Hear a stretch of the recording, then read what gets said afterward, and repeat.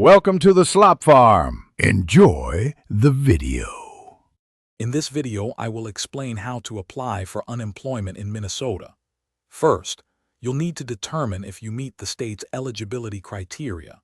This often involves your work history and reasons for job separation. Next, gather all necessary documents like your Social Security number, driver's license, and past employment details. Understanding these initial steps is crucial for a smooth application process. We'll cover these requirements in more detail. Once you've confirmed your eligibility and gathered your documents, the next step is to create an account on the Minnesota Unemployment Insurance website. Take your time to accurately complete every section of the online application. You'll need to provide detailed information about your past employers, including dates of employment, wages earned, and reasons for separation. Double-check all entries to avoid any delays in processing your claim. After submitting your application, you'll need to certify for weekly benefits to continue receiving payments. It's important to understand this ongoing requirement.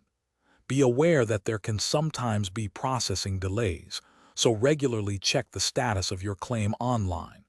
If your claim is denied, don't worry. You have the right to appeal the decision. We'll guide you through understanding these next crucial steps.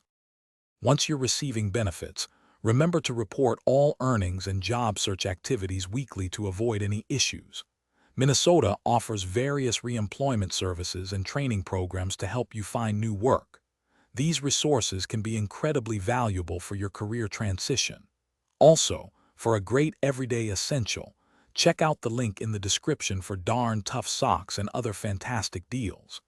They come with a lifetime warranty, so you know they're built to last. Staying informed and proactive will help you navigate your unemployment period effectively.